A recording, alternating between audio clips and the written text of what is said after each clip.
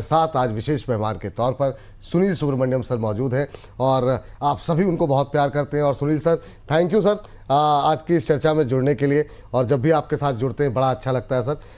Sir कैसे देखिए sir, एक समय तो ऐसा लग रहा था कि ये जो तमाम टेंशन है सब खत्म हो गई और यूएस ईरान के बीच में डील हो गई, लेकिन जो बुधवार को हुआ, ठीक है हम फ्राइडे को अच्छी क्लोजिंग के साथ बंद हुए, लेकिन एक वो जो टेंशन जो ख़त्म हो गई थी वो फिर से आ गई है कि ट्रम्प साहब वीकेंड में क्या करेंगे, ट्रम्प साहब आगे क्या करेंगे, क्या ये बाजार पे की रैली सस्टेन हो पाएगी कि नहीं। यूएस ईरान फ्रंट पेज के फ्रंट पर क्या तस्वीर आप को दिखाई दे रही है? देखिए, तस्वीर जब तक ट्रम्प जिंदा है आप कुछ तस्वीर ठीक तरह से ड्रॉ नहीं कर सकते हो। ये ट्रम्प के साथ वो अनसर्टेनिटी रहेगी, मगर मार्केट ने एक पार्ट सिखाया हमें कि हम एनालिस्ट जो बाहर बैठे होते हैं ऐसे देखते हैं कि अरे तेल एकदम 72 से 78 गया तो क्या होगा, और उस दिन पैनिक सेलिंग भी देखी हमने। मगर खास याद रखने की जरूरत है कि तेल का मार्केट खाली 78 तक तेल को उठा के लेके गया, यानी वो तेल का मार्केट पहला मार्केट है जो आने वाले दिन की एक अनसर्टेनिटी को फैक्टर करती है अपने दामों में। और जब वो खाली 78 तक गया तो एक मैसेज था, उसमें मैसेज क्या था कि भैया जो पहले ये वॉर शुरू हुई थी जंग, और जब हॉर्मुज स्ट्रेट बंद हुआ तब एकदम सा अंधेरा था कि क्या होने वाला है पता नहीं। ये हॉर्मुज स्ट्रेट से 20% वर्ल्ड की तेल उससे जाती है, इंडिया को 40-45% उससे आती है, तो क्या होगा, सप्लाई का क्या होगा, देश का क्या होगा। ये डर मर के मारे तो मार्केट का करेक्शन जो मार्च में हुआ वो ज्यादातर इस विश को पी लिया। उसके बाद अब जो टेंशन बढ़े या गिरे, देखिए मार्केट उसका ज्यादा एक रिएक्शन नहीं देता है। बस एक दिन जब अनाउंसमेंट होता है, जब सीज फायर अनाउंस होती है उस दिन मार्केट का एकदम उछाल था, 2-3 फ्राइडे के पहले, याद है आपको। तो मैं मानना क्या है कि मार्केट आज उस सबको फैक्टर कर लिया है प्राइस में, क्योंकि क्रूड की मार्केट की बात कर रहा हूं, और उसके साथ स्टॉक मार्केट का भी वही फॉलो थ्रू है कि ये टेंशन तो आते रहेंगे, बिकॉज सबको पता है कि ये जो लड़ाई चल रही है उसका मकसद कुछ और है, और मगर बहुत देर तक नहीं चल सकती, बिकॉज गैसोलीन प्राइसेस, पेट्रोल के दाम यूएस में कितने हद तक वो कंटिन्यू कर सकते हैं, तो उधर भी वॉर खत्म करने की जरूरत है। और ईरान को भी इतना पड़ा है उसको महंगा ये वॉर कि लोगों के अंदर हालचाल ठीक नहीं है। बट ये मजहब के कारण जो आकर ये चल रही रहेगी, मगर कुछ इससे और एस्केलेशन ज्यादा नहीं होगा, जिससे और क्या खराब हो सकता है हॉर्मुज स्ट्रेट के बंद होने के अलावा। तो इसीलिए इसके बाद जो है रिएक्शन का मार्केट का एक आध दो तो करेक्शन होता है। तेल का दाम भी देखिए 78 जाकर फिर वापस 75-76 की ओर आने लगा। तो ऐसी जियोपॉलिटिकल टेंशन का फर्स्ट इंपैक्ट भारी रहता है, सब्सिक्वेंटली इसको मार्केट अब्जॉर्ब करती है, और ये हमने देख लिया है हमारे स्थिति में। सेकेंड बात जो मैं कह रहा हूं कि उस दिन का करेक्शन, दैट इज बुधवार का करेक्शन जो हुआ था, आपने आंकड़े अगर देखा है तो उस दिन आपको डीआई और एफआई दोनों ने खरीदा। तो खाली ये जो नॉन इंस्टीट्यूशनल पार्टिसिपेंट्स है, निडी कह सकते हैं, नॉन इंस्टीट्यूशनल डोमेस्टिक इन्वेस्टर, उनका पैनिक था उस दिन, एक दिन के लिए। अगले दिन ही वो भी वापस आ गए। तो क्या कहना चाह रहा हूं मैं कि ये जियोपॉलिटिकल टेंशन अब के बाद ज्यादा मार्केट के ऊपर उसका असर नहीं दिखेगा, पर यह नहीं मानना चाहिए कि इसलिए मार्केट एकदम दौड़ेगा, बिकॉज वो खाली एक चीज था जिसके कारण एफआईएस इंडिया में नई निवेश कर रहे थे, और मार्केट के लिए एक ग्रोथ फैक्टर नहीं थी, बिकॉज कई ऐसे स्थिति थे, वैल्यूएशन की स्थिति थी, टैरिफ की स्थिति थी। सो ये सब चीज एक बार एक हट के जा रहे हैं। मगर अब तो आगे देखें तो एक मॉनसून की चिंता है और एक अर्निंग सीजन की चिंता है। तो ये सब ना मार्केट को ज्यादा मायने रखती हैं, बिकॉज ये डोमेस्टिक इकोनॉमी और अर्निंग्स के ऊपर ज्यादा असर होता है। क्रूड का जंग से पहले 65-70 पे था, अब 78 पे है। मान लीजिए क्या है, $10 की बढ़त है, वो इजीली इकोनॉमी अब्जॉर्ब कर सकती है, कंपनीज अब्जॉर्ब कर सकती है। और इसीलिए मेरा मानना है कि जो भी ट्रम्प कहे, अब मार्केट, अंग्रेजी में कहूं तो market is calling Trump's bluff. जैसे वो 3 पत्ते में कहते हैं ना, ब्लफ कर रहे हैं तो ब्लफ, तो वैसे अभी कर रहे हैं उसको मार्केट अभी डिस्काउंट कर रहा है। एक इनिशियल नीजक रिएक्शन के बाद मार्केट सेटल डाउन होता है, और उसकी कोशिश होती है कि बाकी के जो चीज होते हैं, और जितना भी भयंकर इम्पैक्ट था लास्ट आरबीआई पॉलिसी के वक्त में, वॉर जारी था, उस वक्त में भी आरबीआई ने फिर भी 6.5% का जीडीपी ग्रोथ बताया था। ये उतनी खराब नहीं है। तो इसीलिए मेरा मानना है कि ये जियोपॉलिटिक्स का जो इम्पैक्ट है वो थोड़ा बहुत ज्यादा मेंटली हम लोगों ने अब जो अज्यूम करके रिएक्शंस दिया था, असलियत में उसका इकोनॉमी में इम्पैक्ट, मार्केट अर्निंग्स के इम्पैक्ट एक लिमिटेड क्षेत्र पे होता है, पूरे मार्केट पे तो नहीं।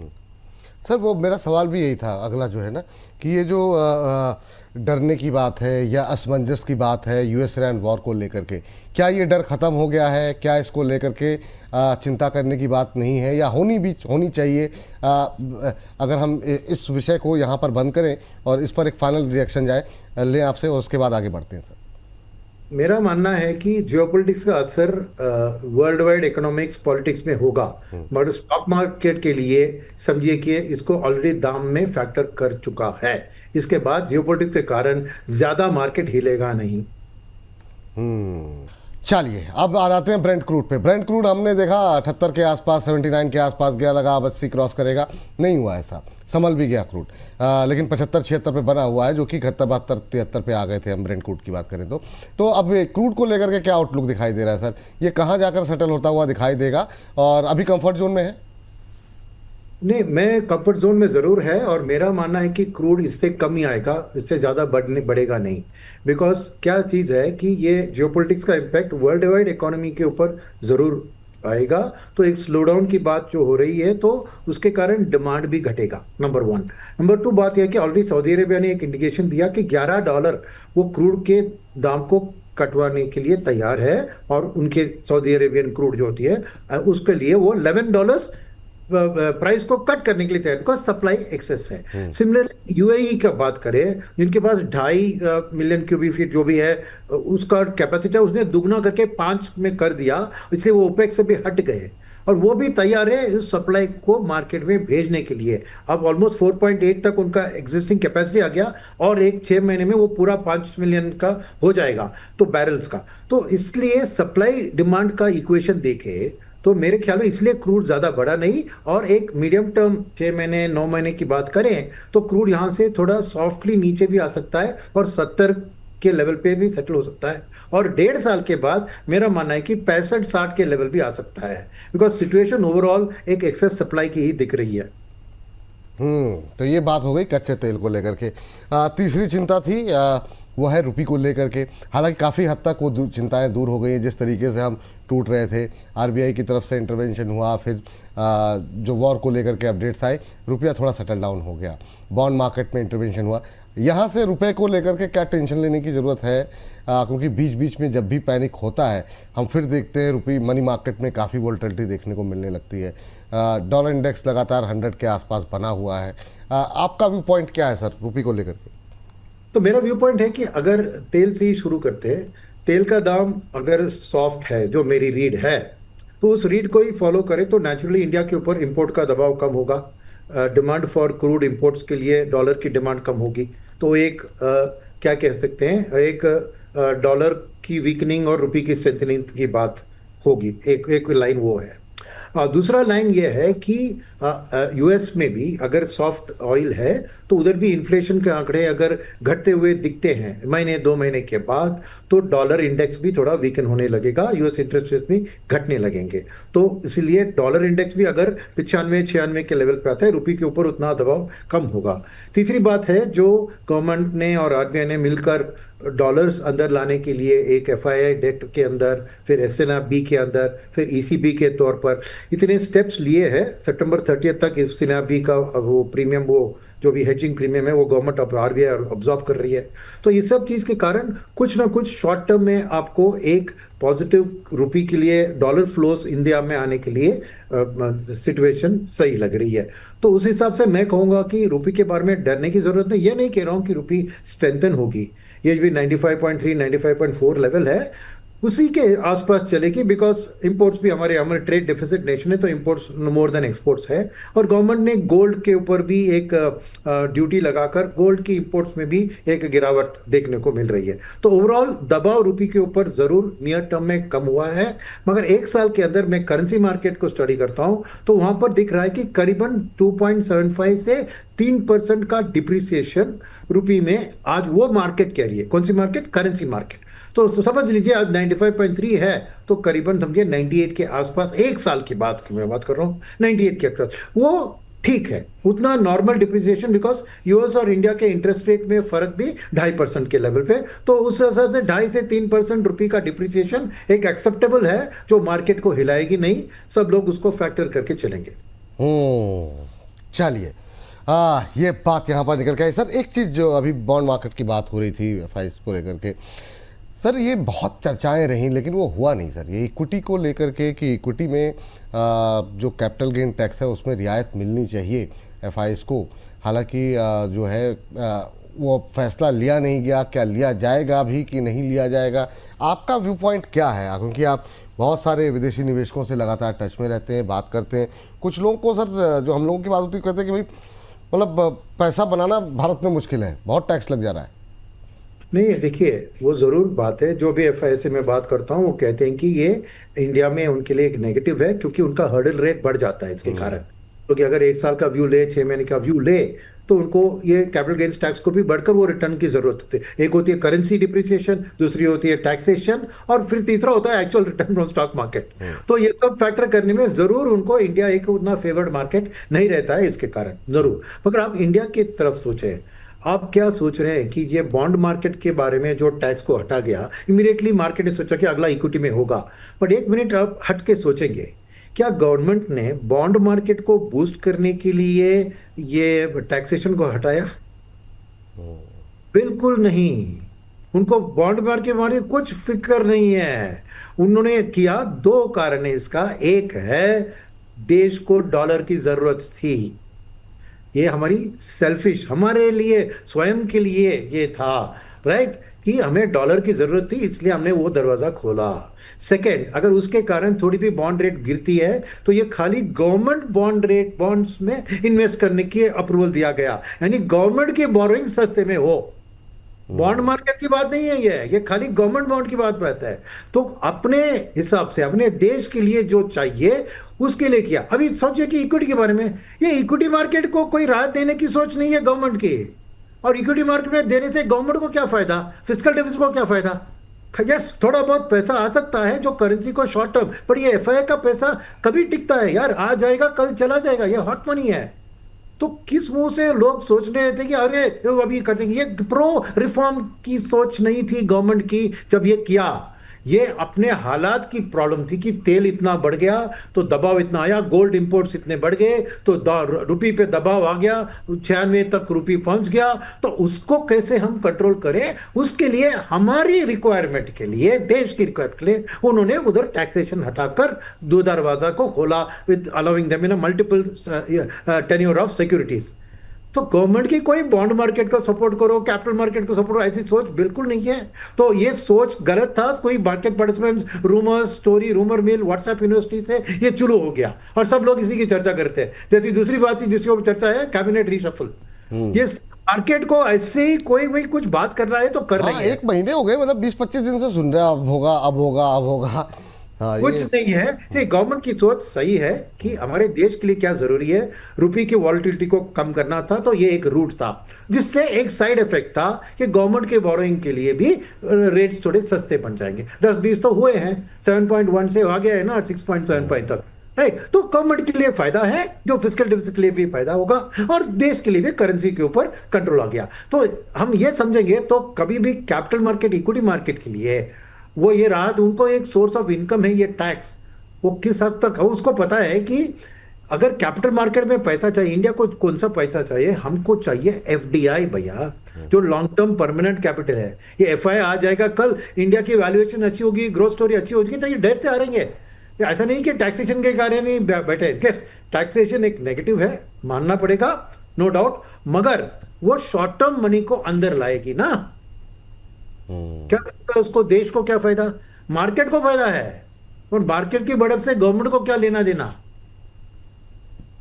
ठीक।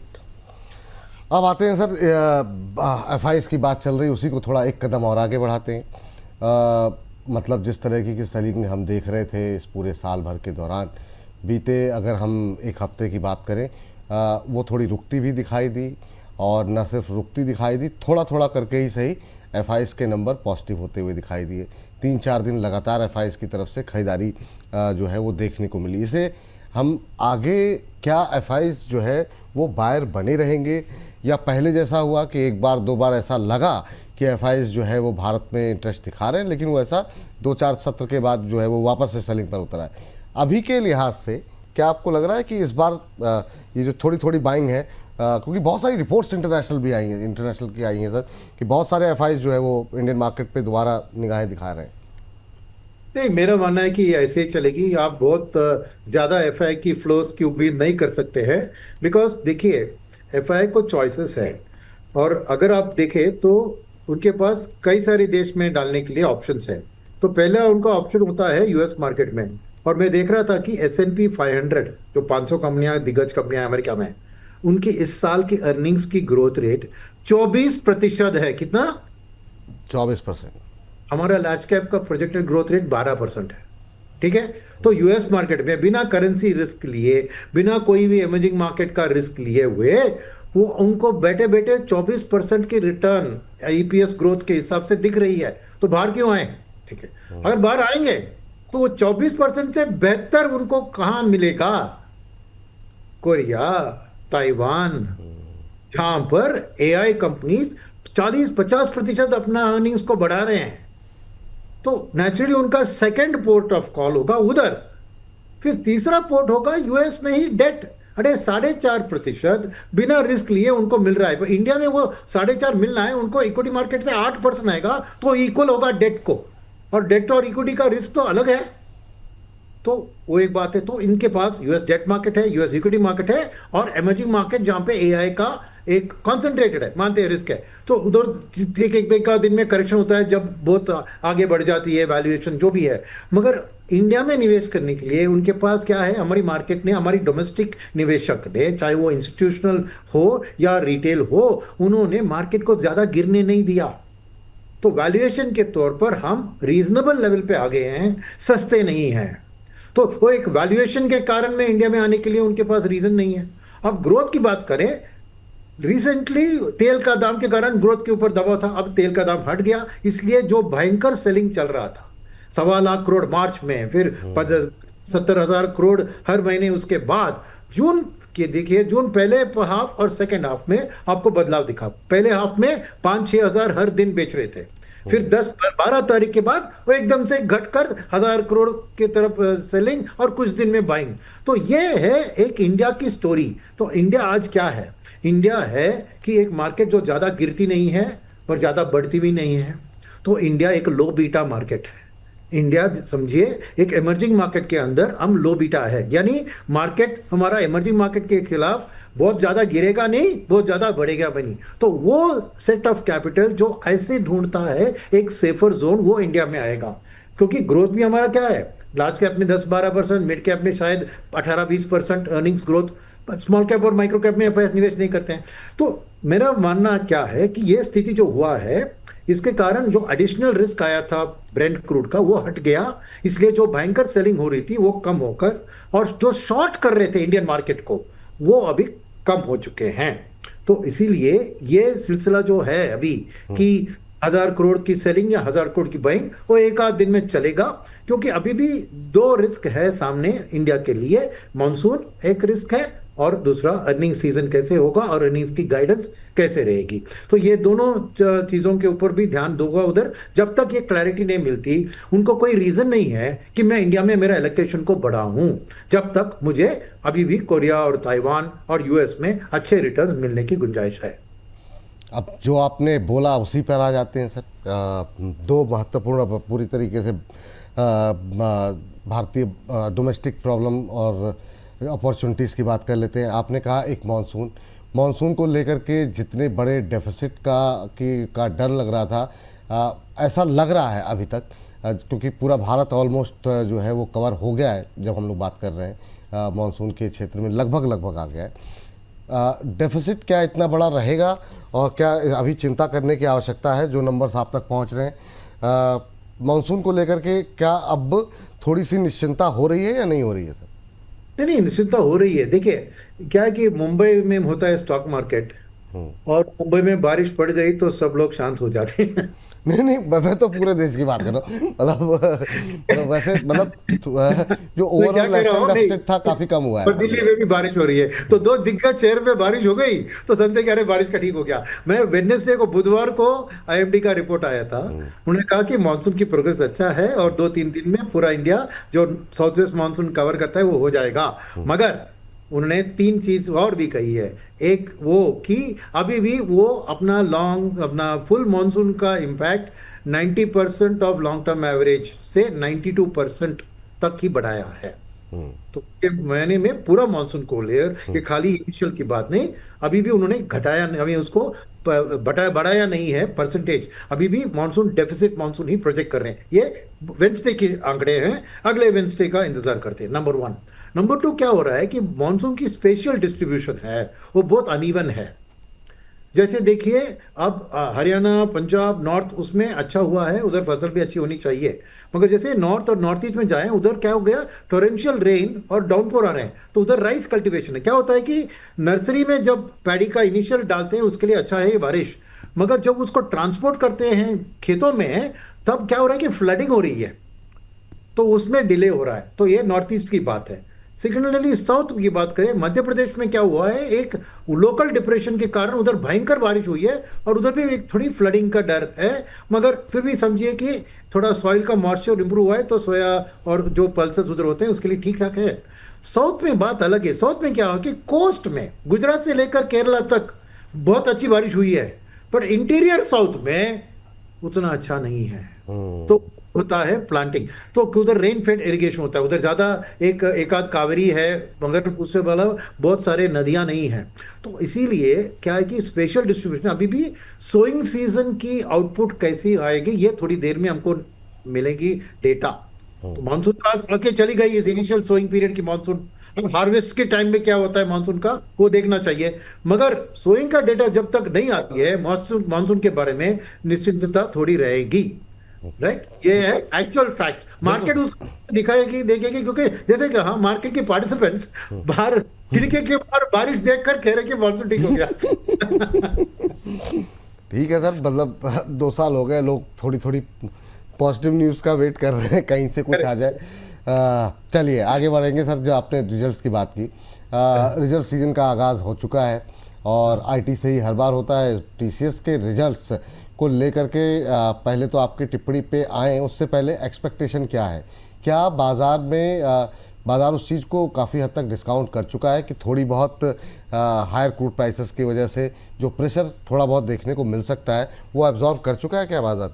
क्योंकि हमने काफ़ी करेक्शन देखा, तो अभी क्या करना चाहिए? अभी पहली तिमाही से आपकी एक्सपेक्टेशन क्या है, फर्स्ट क्वार्टर से? देखिए एक्सपेक्टेशन तो कम है, बिकॉज एक्चुअल क्वार्टरली नंबर्स अच्छे नहीं रहेंगे, specially crude impacted sectors. Because इस बार पूरे मार्च, अप्रैल, मई 3 महीने में जो उन्होंने महंगा क्रूड रिलेटेड डेरिवेटिव्स को खरीदा, उनके कारण उसके मार्जिन के ऊपर दबाव जरूर आएगा, इसके बारे में डाउट नहीं है। तो Q-on-Q अर्निंग्स जरूर इन सेक्टर्स में खराब दिखेगी। मगर जहाँ पे इनकी कोई इम्पैक्ट नहीं है, जैसे आईटी और बैंकिंग, राइट, यहाँ पे तो नॉर्मल अर्निंग्स की एक्सपेक्टेशन रहनी चाहिए। Okay, number 1।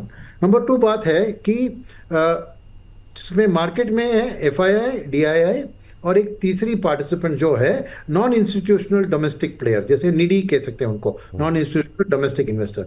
तो क्या होता है कि FII और DII दोनों को ये सब तथ्य पता है, जो मैं बता रहा हूँ आपको, उनको पता है, और उन्होंने अपना कंसेंसस एक्सपेक्टेशन ही घटा दिया है।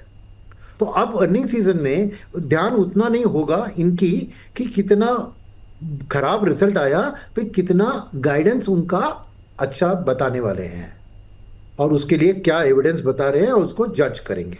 तो मॉनसून की जो इम्पैक्ट है या फिर जो भी है, ये सब अपने अर्निंग्स कॉल में वो डिस्कस करेंगे हर कंपनी के साथ, सेक्टर के साथ, और उस बेसिस पे वो अपना एक व्यू फॉर्म करेंगे। राइट, तो मेरे ख्याल में this time focus will be entirely on guidance, और ये जो एनालिटिकल नॉलेजेबल इन्वेस्टर्स है FISDIs, वो इसके बारे में एक्सपेक्टेशन को ही कम कराने के कारण उस हिसाब से कंपेयर करेंगे कंपनी की अर्निंग बेटर देन कंसेंसस या वर्स, जो खराब हो फिर भी चलता है, तो वो है। मगर ये जो थर्ड पार्टिसिपेंट्स है जो कि छोटे मोटे शेयर खरीदते हैं और उनका वाइडर बास्केट होता है, वो मेरे ख्याल में, मेरे लिए थोड़ी डर है कि ये क्वार्टरली इंडेक्स को बैड देखकर कुछ बेचना चल पड़े, बिकॉज यही लोग हैं जो जिन्होंने बुधवार को भी पैनिक किया था।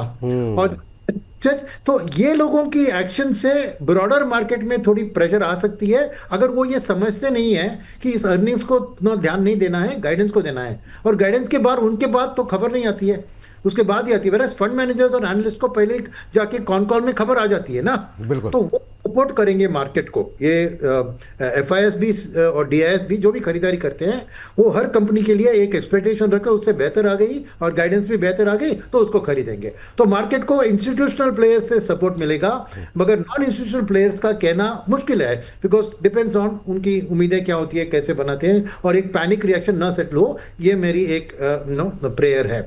और इसके अलावा भी देखें तो बात यह है कि जो इंस्टीट्यूशनल प्लेयर भी खरीदते हैं, तो DIS की स्पेशली मैं बात कर रहा हूं, वो ज्यादा सेक्टर रोटेशन करेंगे, क्योंकि ढेर सारा पैसा उन्होंने, देखिए वॉर की शुरुआत February 28 से लेकर आज तक करीबन 3 लाख करोड़ से ज्यादा DIS ने ऑलरेडी पैसा डाला है मार्केट में। उस महीने मार्च महीने ही 1.5 लाख करोड़, और फिर और 3 महीने में हर महीने 50,000 करोड़ भी मान लीजिए तो 3 लाख करोड़ हो गया। तो बहुत सारा पैसा उन्होंने ऑलरेडी मार्केट में डाल चुके हैं। अब आज एम्फी के आंकड़े भी फ्राइडे को आए थे, तो वहां पर भी क्या 28,000 करोड़ इंक्रीमेंटल पैसा आया है म्यूचुअल फंड को। तो ये पिछले महीने 22,000 से थोड़ा ज्यादा है, अच्छी बात है, मगर उतना ही ज्यादा पैसा है इनके पास डालने के लिए, क्योंकि कैश बैलेंस उतना नहीं है, उन्होंने ऑलरेडी डिप्लॉय किया है। तो जब जो भी उनको सेक्टर या कंपनी की अर्निंग सीजन में कॉन कॉल के बाद अच्छी लगती है निवेश के लिए, उसको खरीदने के लिए किसी और कंपनी जहां पे उनको पैसा बना है उसमें प्रॉफिट बुकिंग करना होगा। तो मार्केट में सपोर्ट रहेगा, गिरेगी नहीं, मगर ज्यादा बढ़ने के लिए अगर इंडेक्स में जो हाई वेटेज है उसकी नंबर अच्छी आती है तो वो मार्केट इंडेक्स को बढ़ा सकता है। जैसे बैंकिंग, क्योंकि लार्ज कैप इंडेक्स में बैंकिंग और फाइनेंशियल सर्विस का 30-35% शेयर है। अगर बैंकिंग इंडेक्स की पैसा अर्निंग सीजन अच्छी आती है और एनालिस्ट भी उससे संतुष्ट है, तो इंडेक्स भी बढ़ सकती है, because big component of the index है। और आईटी की बात हमने की, आईटी की बात मैं कहूँ कि TCS के रिजल्ट्स में वो इनलाइन रिजल्ट थे, मगर खबर अच्छी क्या थी कि जो मार्केट के लिए पॉजिटिव बन सकता है, और बाकी आईटी कंपनियों से भी उम्मीदें होंगी कि बैक टू हायरिंग, करीबन 9,000 करोड़ से ज्यादा उन्होंने इस क्वार्टर में हायरिंग किया है, इतने पिछले साल में वो नेगेटिव थे। दूसरी बात है कि उन्होंने AI के बारे में कुछ पार्टनरशिप्स, कुछ इंजीनियर्स को ट्रेनिंग करना क्लाउड में, और उसकी बिजनेस में भी अच्छी ग्रोथ, एक 13 to 14% AI रिलेटेड बिजनेस में ग्रोथ दिखाया था उन्होंने। तो अगर इंडस्ट्री ही ऐसे पलट रही है इनटू AI, तो वो खबर अच्छी है। तो आईटी में भी सपोर्ट मिल सकता है, एक बाइंग सपोर्ट, बिकॉज इतनी भयंकर करेक्शन हुई है, तो एक वैल्यू बेसिस में बाइंग सपोर्ट आ सकता है। तो ये आईटी और बैंकिंग अगर इनके नंबर्स अच्छे आए तो इंडेक्स में भी एक अच्छा रुझान आप देख सकते हैं, बिकॉज दोनों मिलाकर करीबन 40-50% इंडेक्स का यही है एक कंपोनेंट। हाँ, तो अब सर चूंकि आईटी का जिक्र छुड़ा है, फटाफट तेजी के साथ, क्योंकि समय थोड़ा सा कम बचा है, तो हम अलग अलग सेक्टर्स पे थोड़ी सी बात कर लेते हैं। सबसे पहले आईटी की बात करेंगे। TCS के रिजल्ट्स आए, रिजल्ट्स उम्मीद के मुताबिक रहे, और ख़ासतौर से जो बाज़ार को अच्छा लगा वो AI को लेकर के जो बातचीत की गई, आगे को लेकर के जो बातचीत की गई, गाइडेंस जो दी गई, आपका भी पॉइंट क्या है? इसके बाद सेंटिमेंट सुधरता हुआ जो दिखाई दे रहा है, वो मतलब आईटी में फोकस करना चाहिए अभी? आईटी में शॉर्ट टर्म के लिए मैं कहूँगा टैक्टिकल प्लेस में आप एक वैल्यू बेस्ड बाइंग कर सकते हैं, मगर लॉन्ग टर्म में ये ग्रोथ स्टोरी बनने में अभी बहुत वक्त लगेगा। ये एक वैल्यू स्टोरी ही रहेगी, और वैल्यू के अंदर आपको आज से उनकी बहुत करेक्शन हुआ है, एक short term bounce back pickup हो सकता है। तो उस उम्मीद से आप निवेश कीजिए शॉर्ट टर्म आउटलुक से, ताकि then you keep your book profit and stop loss, उस हिसाब से आप आइए, बिकॉज इसको अभी भी लॉन्ग टर्म ग्रोथ स्टोरी मैं नहीं मानता हूँ, बिकॉज AI का अभी भी दबाव ओवरऑल इंडस्ट्री के ऊपर है। ठीक, बैंकिंग पे आ जाते हैं सर। बैंकों को लेकर के आपने कहा कि इस पर बहुत ज़्यादा कूट का असर नहीं रहेगा, क्या एक्सपेक्टेशन बैंकों को लेकर के की जाए? और ख़ासतौर से फ्राइडे के सेशन में हमने अक्रॉस द बोर्ड सारे पीएसयू बैंक्स में एक अच्छी रैली आती हुई दिखाई दी। कारण नहीं पता लग पाया, लेकिन मतलब मोमेंटम काफ़ी शानदार देखने को मिला।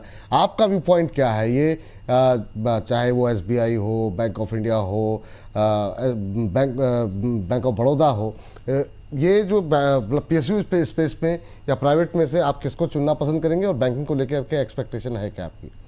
देखिए, बैंकिंग के बारे में एक्सपेक्टेशन अच्छी है, बिकॉज ये जो प्री अर्निंग्स अनाउंसमेंट जो बिजनेस अपडेट्स देते हैं वो अच्छी आई है। क्योंकि पहले क्रेडिट ग्रोथ तो अच्छा चल ही रहा था, मगर पहले एक डिपॉजिट मोबिलाइजेशन के बारे में एक डर था। मगर आपकी जो आंकड़े मैंने देखे, प्री अर्निंग्स की जो बिजनेस के आंकड़े देखे, उसमें डिपॉजिट ग्रोथ भी अच्छा चल रहा है। तो बैंकिंग में एक अच्छी अर्निंग्स रिजल्ट्स आने की क्षमता है, बिकॉज एनपीए लेवल्स तो कमी है और निम्स के ऊपर भी प्रेशर मैनेजेबल है। और प्राइवेट वर्सेस पीएसयू में क्या हुआ है कि देखिए, एक साल के रिटर्न में प्राइवेट सेक्टर फ्लैट है और पब्लिक सेक्टर बैंक करीबन 13-14% रिटर्न दिया है। मगर 6 महीने या 3 महीने में आए तो पलट गया है कि यानी पीएसयू बैंक नेगेटिव रिटर्न दिया है, प्राइवेट बैंक की ग्रोथ होने शुरू हो गई है। तो ये एक प्ले जा रहा है कि इधर प्राइवेट और पब्लिक ऐसी जा रही थी, और अब जैसे आपने कहा फ्राइडे को ये, क्योंकि खबर इसी हफ्ते में आई, अब पीएसयू बैंक में भी रुझान पिकअप हो रहा है। तो मेरे ख्याल में अब दोनों में एक pickup through the earning season होगा। और मेरी प्रेफरेंस है कि शॉर्ट टर्म आउटलुक अगर रखें तो प्राइवेट बैंक में अभी भी मुझे लग रहा है कि ऑटो सेल्स और कंज्यूमर ड्यूरेबल सेल्स और वो सब प्राइवेट बैंक्स ही फाइनेंस करती है। पब्लिक सेक्टर बैंक उतना उसमें हाथ नहीं थी, इसलिए उनकी बिजनेस ग्रोथ अच्छी रहेगी टिल द फेस्टिवल सीजन। मगर मीडियम टर्म में कैपेक्स के रिवाइवल की स्टोरी और एसएमई एमएसएमई लेंडिंग की स्टोरी को लेकर मैं अभी भी पीएसयू बैंक्स में पॉजिटिव हूँ। तो आपका टाइम फ्रेम के लेकर मैं कहूंगा कि दोनों में निवेश कर सकते हैं। शॉर्ट टर्म में मेरे को प्राइवेट सेक्टर बैंक में एक कैचअप रैली हो रही है, वो और दिन तक चल सकती है, मगर लॉन्ग टर्म में मुझे पीएसयू बैंक्स का अच्छा दिख रहा है ग्रोथ।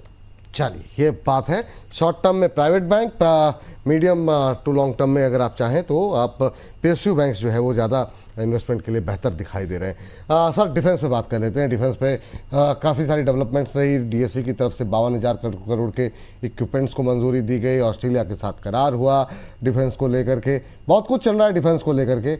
आपकी एक्सपेक्टेशन क्या है? क्या अभी भी वैल्यूएशन को लेकर के डर है?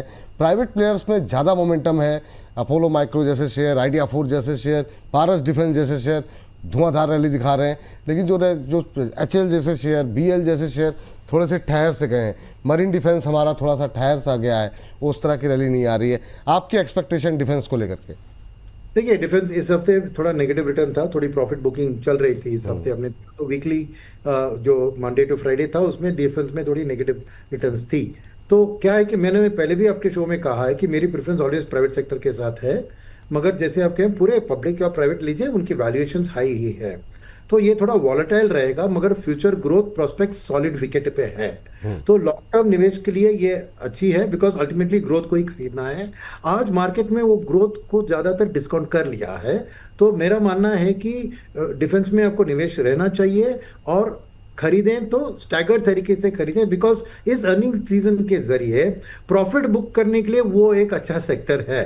तो जहां पे भी कुछ और सेक्टर में किसी फंड मैनेजर को निवेश करना हो तो वो डिफेंस में जाके प्रॉफिट बुक करके उधर करने की कोशिश करेगा और सोचेगा कि बाद में मैं डिफेंस को बाकी करके खरीद लेता हूं। बट एज ए रिटेल निवेशक मैं कहूंगा कि आप इन्वेस्टेड रहिए और बाय ऑन करेक्शंस की सलाह लेकर, मगर टिल्ट थोड़ा प्राइवेट सेक्टर की ओर ज्यादा दीजिए कंपेयर टू पब्लिक सेक्टर, को जो भी एक्सपोर्ट ओरिएंटेड स्टोरी होती है वो मॉडर्न एज वॉरफेयर के ऊपर होगी, जैसे ड्रोन वॉरफेयर और यूएवीज। तो ऊपर प्राइवेट सेक्टर का पलड़ा ही भारी है, तो प्राइवेट का थोड़ा टिल्ट ज्यादा दीजिए, मगर लॉन्ग टर्म सोच को लेकर इसमें निवेश कीजिए। शॉर्ट टर्म टैक्टिकल प्ले में ये बहुत थोड़ी रिस्की है। सर, अब जरा फटाफट जो है बात कर लेते हैं रेलवे और पावर को लेकर के। यहाँ पे कुछ होगा नहीं होगा? 2 साल हो गए, लोगों के सवाल लगातार आ रहे हैं कि अब चलेंगे क्या, बजट तक का वेट करें या अभी और लंबा इंतज़ार करना पड़ेगा? पावर में क्या हो रहा है सर, कुछ समझ में नहीं आ रहा। पावर और रेलवे दोनों कवर कर लीजिए जी। नहीं, पावर की ग्रोथ आउटलुक अच्छी है। स्पेशली आप देखें तो डेटा सेंटर का जो ग्रोथ हो रहा है उसमें पावर की रिक्वायरमेंट बहुत है। सेकंड, पावर में क्या हो रहा है, ये शिफ्ट अल्टरनेटिव एनर्जी के ऊपर, ग्रीन एनर्जी के ऊपर बहुत फोकस हो रहा है, उधर भी शिफ्ट हो रहा है। तो पावर में क्या है कि ट्रेडिशनल पावर कंपनी जो पीएसयूज में है वो अभी भी ओल्ड एनर्जी के ऊपर ही है, तो नए एनर्जी के ऊपर उतना उनका ध्यान नहीं है। तो पावर एक लॉन्ग टर्म अच्छी ग्रोथ स्टोरी है, मगर शॉर्ट टर्म में ये ओवर डिस्काउंटेड है और दाम में है, और सिर्फ अभी बजट में आके कुछ कहेंगे तो फरवरी तक टाइम है। तो उसके लिए मैं कहूँगा कि इसमें आप थोड़ा वेट एंड वॉच कीजिए, बिकॉज अभी क्यों क्या हो रहा है कि अभी क्रूड की धमी, पहले देखिए कोल बेस्ड पावर में रुझान आया था, बिकॉज ऑयल का प्राइस बढ़ रहा था, तो कोल को भी अभी क्यों ना उबालें, though it's not it's a very polluting fuel, coal में आया था। बट अभी अगर ऑयल की प्राइस गिरने वाली है तो वापस फोर का जारी चलेगा कि नहीं, तो बहुत सारे कंपोनेंट्स है इसमें।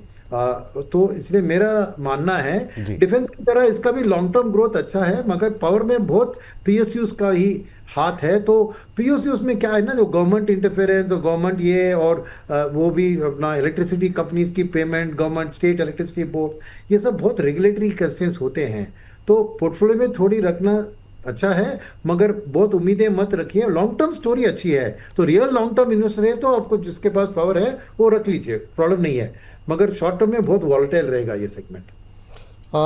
ये बात है यहाँ पर। और रेलवे सर, रेलवे भी रेलवे में मुझे कुछ खास नहीं है। पीएसयू पैक चलती है तो रेलवे भी चलती है, और बजट के पहले चलेगी वापस, क्योंकि हर बजट में उसका कुछ ना कुछ खबर आता है या खबर आने की सोच आती है। तो मैं रेलवे से मैं कहूँगा कि ये बहुत टैक्टिकल प्ले है। आपको ये तो बजट के नज़दीक लीजिए और बजट के आने बाद बेच दिए। ठीक। सर, समय जो है मुझे बताया जा रहा है कि आपके पास कम है, समाप्त करना होगा, लेकिन दो आखिरी के सवाल। पहला तो ये कि कई सारे सेक्टर्स को कवर किया, बहुत सारे सेक्टर्स छूट गए, लेकिन आज की तारीख में आपको सुनने के बाद एक पोर्टफोलियो बनाना हो, अभी फोकस कहाँ रखेगा ये सर? कहाँ पे आपको लगता है कि अगली अगर रैली आती है तो वो इस सेक्टर्स पे ज़्यादा फोकस रखना चाहिए?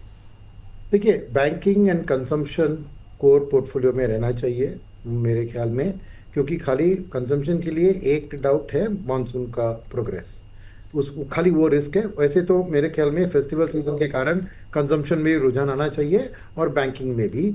और थोड़ा मैं कहूँगा कि अभी कैपिटल गुड्स में थोड़ा अपना ध्यान बढ़ाने की वक्त भी आ गई है, राइट, क्योंकि ना ही ग्रीन एनर्जी, ना ही डेटा सेंटर, कहीं पे भी देखो आपको एक ये होगा।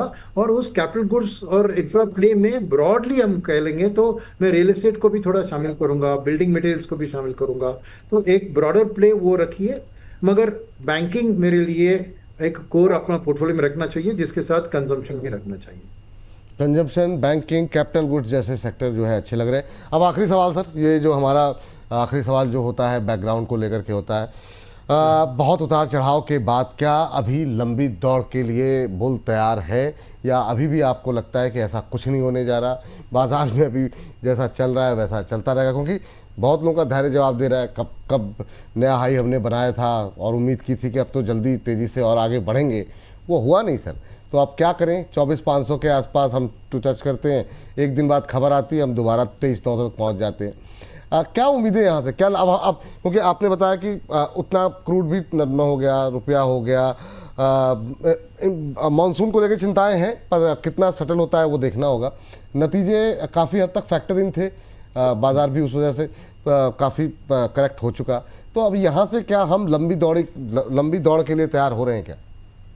नहीं, लंबी दौड़ के लिए तैयार होना चाहिए, मगर नियर टर्म में बहुत ज़्यादा उम्मीदें मत रखिए। बिकॉज देखिए, मार्केट में डोमेस्टिक पैसा तो लग ही रहा है, जब एफआईएस का पैसा आएगा तभी मार्केट एक ऊंचाई पे पहुंच सकती है। और एफआईएस का पैसा आने के लिए एक क्रूड प्राइस में गिरावट वो आ चुकी है, स्टेबलाइज हो चुकी है, हो गया।